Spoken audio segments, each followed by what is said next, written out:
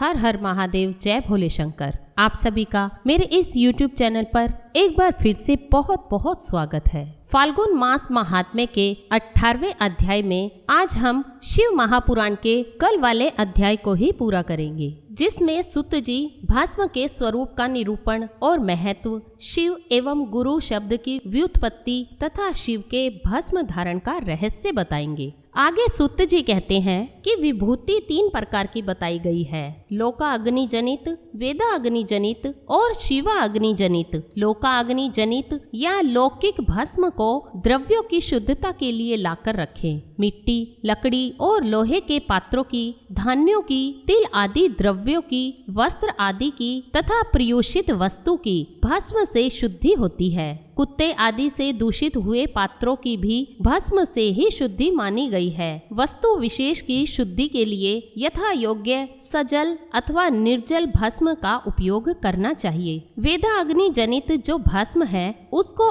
उन वैदिक कर्मों के अंत में धारण करना चाहिए। मंत्र और क्रियाओं से जनित जो होम कर्म है वह अग्नि में भस्म का रूप धारण करता है। उस भस्म को धारण करने से वह कर्म आत्मा में आरोपित हो जाता है। अघोर मूर्तिधारी शिव का जो अपना मंत्र है उसे पढ़कर बेल की लकड़ी को जलाएं। उस मंत्र से अभिमंत्रित अग्नि को शिवा अग्नि कहा गया है। उसके द्वारा जले हुए काष्ठ का जो भस्म है वह शिवा अग्नि जनित है। कपिला गाय के गोबर अथवा गाय मात्र के गोबर को तथा शमी, पीपल, पलाश, बड़, अमलतास और बेर इनकी लकड़ियों को शिवा अग्नि से जलाएं। वह शुद्ध भस्म शिवा अग्नि जनित माना गया है। अथवा कुश की अग्नि में शिव मंत्र के उच्चारण पूर्वक काष्ठ को जलाएं। फिर उस भस्म को कपड़े से अच्छी तरह छानकर नए घड़े में भरकर रख ले। उसे समय समय पर अपनी कांति या शोभा की वृद्धि के लिए धारण करे। ऐसा करने वाला पुरुष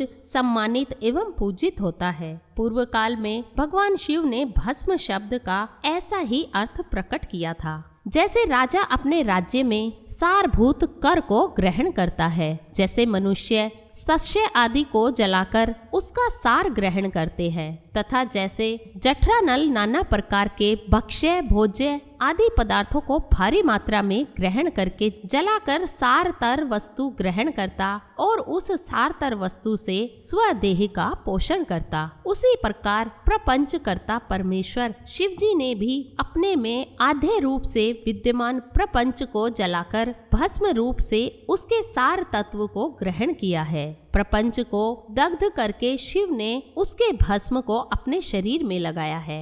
राख, भभूत पोतने के बहाने जगत के सार को ही ग्रहण किया है। अपने शरीर में अपने लिए रत्न स्वरूप भस्म को इस प्रकार स्थापित किया है। आकाश के सार तत्व से केश, वायु के सार तत्व से मुख, अग्नि के सार तत्व से हृदय, जल के सार तत्व से कटिभाग और पृथ्वी के सार तत्व से घुटने को धारण किया है। इसी तरह उनके सारे अंग विभिन्न वस्तुओं के सार रूप है। महेश्वर ने अपने ललाट में तिलक रूप से जो त्रिपुंड धारण किया है वह ब्रह्मा, विष्णु और रुद्र का सार तत्व है। वे इन सब वस्तुओं को जगत के अभ्युदय का हेतु मानते हैं। इन भगवान शिव ने ही प्रपंच के सार सर्वस्व को अपने वश में किया है, अतः इन्हें अपने वश में करने वाला दूसरा कोई नहीं है। जैसे समस्त मृगों का हिंसक मृग सिंह कहलाता है और उसका हिंसक करने वाला दूसरा कोई मृग नहीं है,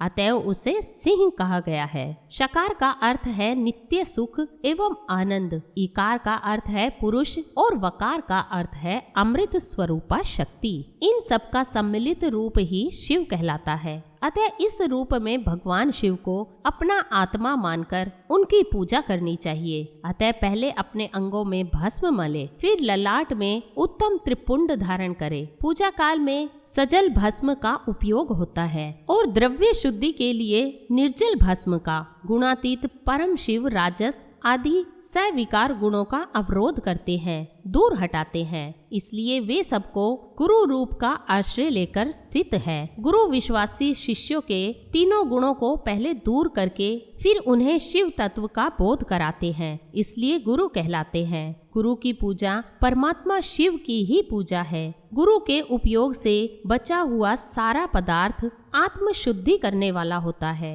गुरु की आज्ञा के बिना उपयोग में लाया हुआ सब कुछ वैसा ही है जैसे चोर चोरी करके लाई हुई वस्तु का उपयोग करता है। गुरु से भी विशेष ज्ञानवान पुरुष मिल जाए तो उसे भी यत्न पूर्वक गुरु बना लेना चाहिए। अज्ञान रूपी बंधन से छूटना ही जीव मात्र के लिए साध्य पुरुषार्थ है। अतः जो विशेष ज्ञानवान है वही जीव को उस बंधन से छुड़ा सकता है। जन्म और मरण रूप द्वंद्व को भगवान शिव की माया ने ही अर्पित किया है। जो इन दोनों को शिव की माया को ही अर्पित कर देता है वह फिर शरीर के बंधन में नहीं पड़ता। जब तक शरीर रहता है तब तक वह क्रिया के ही अधीन है, वह जीवबद्ध कहलाता है। स्थूल, सूक्ष्म और कारण इन तीनों शरीर को वश में कर लेने पर जीव का मोक्ष हो जाता है, ऐसा ज्ञानी पुरुष का कथन है। माया चक्र के निर्माता भगवान शिव ही परम कारण है।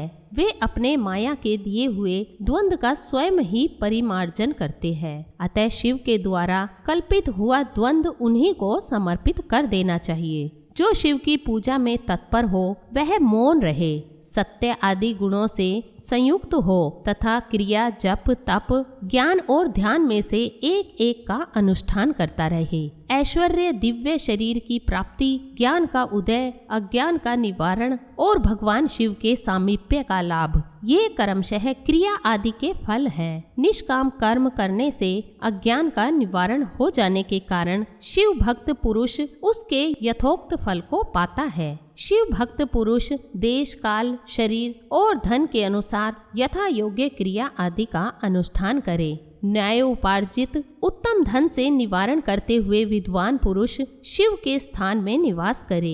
जीव हिंसा आदि से रहित और अत्यंत कलेश शून्य जीवन बिताते हुए पंचाक्षर मंत्र के जप से अभिमंत्रित अन्न और जल को सुख स्वरूप माना गया है। अथवा कहते हैं कि दरिद्र पुरुष के लिए भिक्षा से प्राप्त हुआ अन्न ज्ञान देने वाला होता है।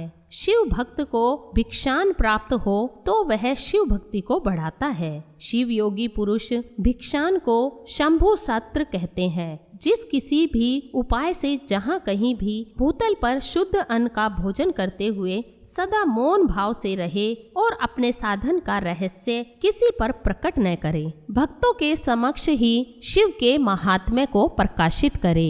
जानते हैं शिव मंत्र के रहस्य को भगवान शिव ही जानते हैं, दूसरा नहीं। उसके बाद ऋषियों के पूछने पर किस कामना की पूर्ति के लिए कितने पार्थिव लिंगों की पूजा करनी चाहिए, इस विषय का वर्णन करके सुत जी बोले, हे ऋषियों, पार्थिव लिंगों की पूजा कोटि कोटि यज्ञों का फल देने वाली है। कली युग में लोगों के लिए शिवलिंग पूजन जैसा श्रेष्ठ दिखाई देता है वैसा दूसरा कोई साधन नहीं है। यह समस्त शास्त्रों का निश्चित सिद्धांत है। शिवलिंग भोग और मोक्ष देने वाला है। लिंग 3 प्रकार के कहे गए हैं, उत्तम, मध्यम और अधम। जो 4 अंगुल ऊंचा और देखने में सुंदर हो तथा वेदी से युक्त हो, उस शिवलिंग को शास्त्रज्ञ महर्षियों ने उत्तम कहा है। उससे आधा मध्यम और उससे आधा अधम माना गया है। इस तरह 3 प्रकार के शिवलिंग कहे गए हैं जो उत्तरोत्तर श्रेष्ठ है। ब्राह्मण, क्षत्रिय, वैश्य, शूद्र अथवा विलोम संकर कोई भी क्यों न हो, वह अपने अधिकार के अनुसार वैदिक अथवा तांत्रिक मंत्र से सदा आदर पूर्वक शिवलिंग की पूजा करे। हे ब्राह्मणों, हे महर्षियों, अधिक कहने से क्या लाभ। शिवलिंग का पूजन करने में स्त्रियों का तथा अन्य सब लोगों का भी अधिकार है। द्विजों के लिए वैदिक पद्धति से ही शिवलिंग की पूजा करना श्रेष्ठ है, परंतु अन्य लोगों के लिए वैदिक मार्ग से पूजा करने की सम्मति नहीं है। वेदज्ञ द्विजों को वैदिक मार्ग से ही पूजन करना चाहिए, अन्य मार्ग से नहीं। यह भगवान शिव का कथन है। दधीची और गौतम आदि के श्राप से जिनका चित्त दग्ध हो गया है, उन द्विजों की वैदिक कर्म में श्रद्धा नहीं होती। जो मनुष्य वेदों तथा स्मृतियों में कहे हुए सत्कर्मों की अवहेलना करके दूसरे कर्म को करने लगते हैं, उसका मनोरथ कभी सफल नहीं होता। इस प्रकार विधि पूर्वक भगवान शंकर का नैवेद्यांत पूजन करके उनकी त्रिभुवनमयी 8 मूर्तियों का भी वही पूजन करे। पृथ्वी, जल, अग्नि, वायु, आकाश, सूर्य, चंद्रमा तथा यजमान, ये भगवान शंकर की 8 मूर्तियां कही गई है। इन मूर्तियों के साथ साथ शर्व, भव, रुद्र, उग्र, भीम, ईश्वर, महादेव तथा पशुपति, इन नामों की भी अर्चना करे। तदंतर चंदन, अक्षत और बिल्व पत्र लेकर वहां ईशान आदि के क्रम से भगवान शिव के परिवार का उत्तम भक्ति भाव से पूजन करे। ईशान नंदी, चंड, महाकाल, भृंगी, वृष, स्कंद, कपर्दीश्वर, सोम तथा शुक्र, ये 10 शिव के परिवार है, जो क्रमशः ईशान आदि 10 दिशाओं में पूजनीय है। तत्पश्चात भगवान शिव के समक्ष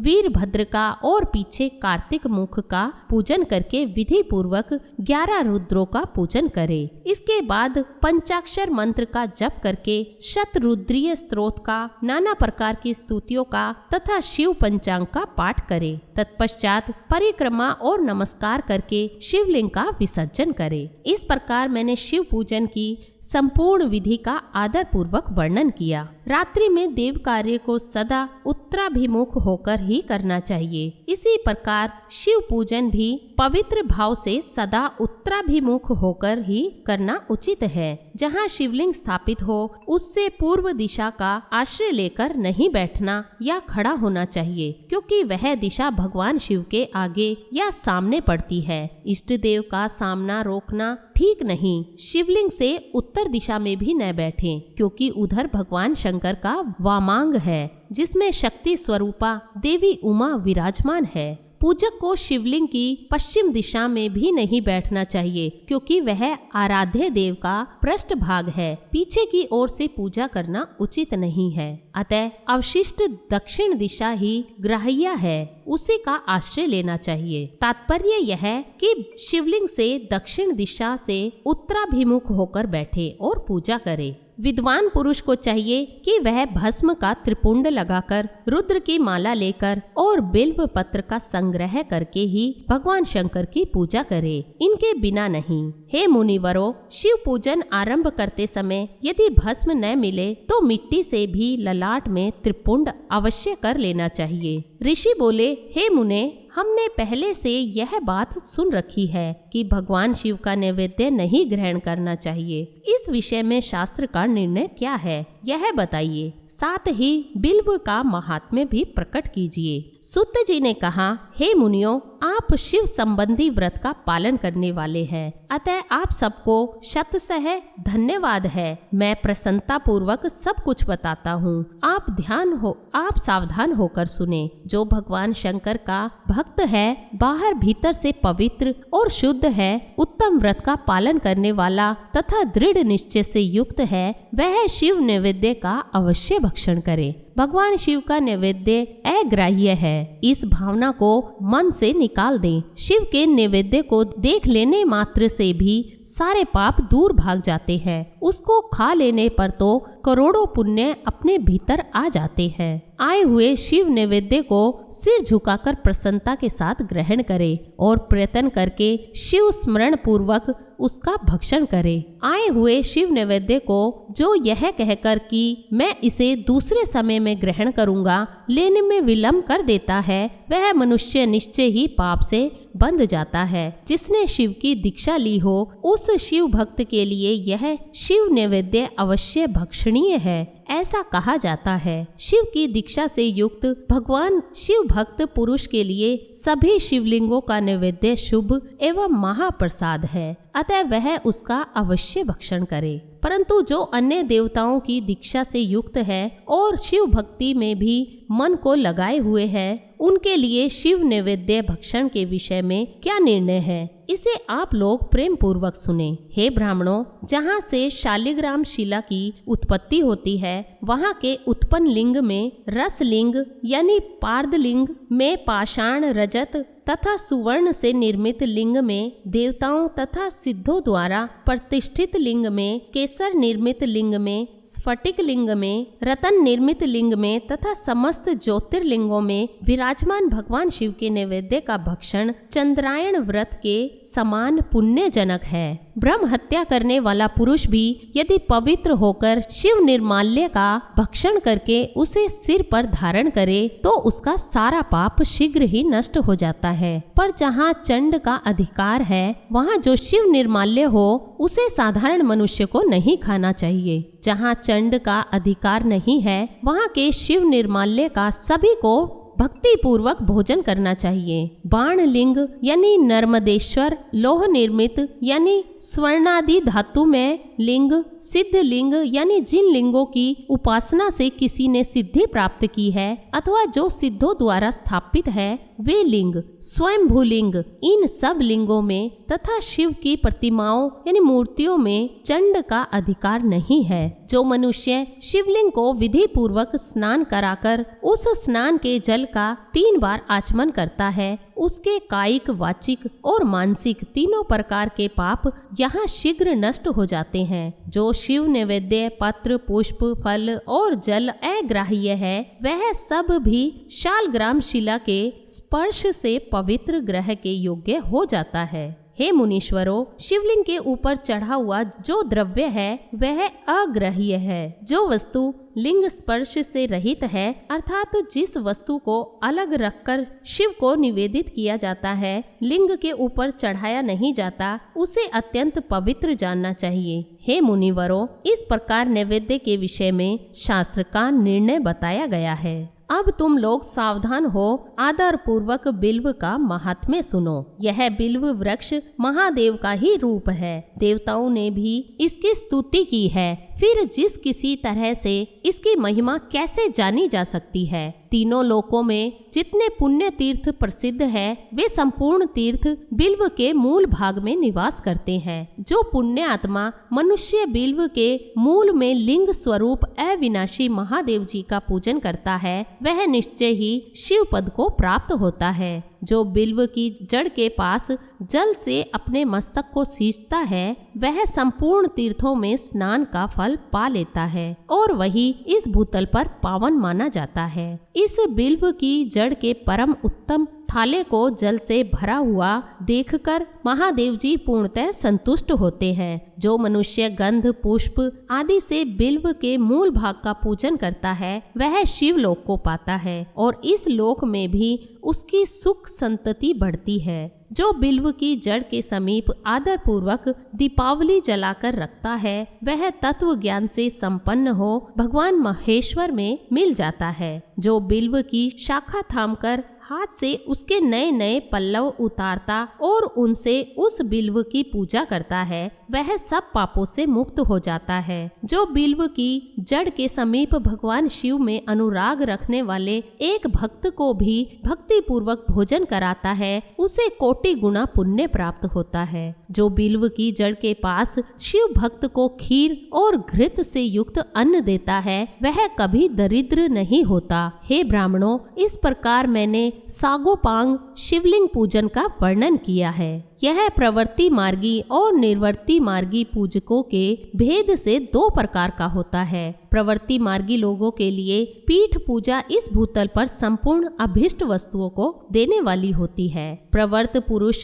सुपात्र गुरु आदि के द्वारा ही सारी पूजा संपन्न करे और अभिषेक के अंत में अगहनी के चावल से बना हुआ नैवेद्य निवेदन करे। पूजा के अंत में शिवलिंग को शुद्ध संपुट में विराजमान करके घर के भीतर कहीं अलग रख दे। निवृत्ति मार्गी उपासकों के लिए हाथ पर ही शिव पूजन का विधान है। उन्हें भिक्षा आदि से प्राप्त हुए अपने भोजन को ही नैवेद्य रूप में निवेदित कर देना चाहिए। निवृत्त पुरुषों के लिए सूक्ष्म लिंग ही श्रेष्ठ बताया जाता है। वे विभूति से पूजन करे और विभूति को ही नैवेद्य रूप से निवेदित भी करे। पूजा करके उस लिंग को सदा अपने मस्तक पर धारण करे। जय शिव शंकर। इस प्रकार आज की कथा यहीं समाप्त होती है। कल के अध्याय में हम सुनेंगे शिव नाम जप तथा भस्म धारण की महिमा, त्रिपुंड के देवता और स्थान आदि का प्रतिपादन। यदि आज की कथा अच्छी लगी तो प्लीज वीडियो को लाइक एंड शेयर करें और कमेंट बॉक्स में महादेव जी का जयकारा जरूर लगाएं। मिलती हूँ अपनी नेक्स्ट वीडियो में। जय शिव शंकर।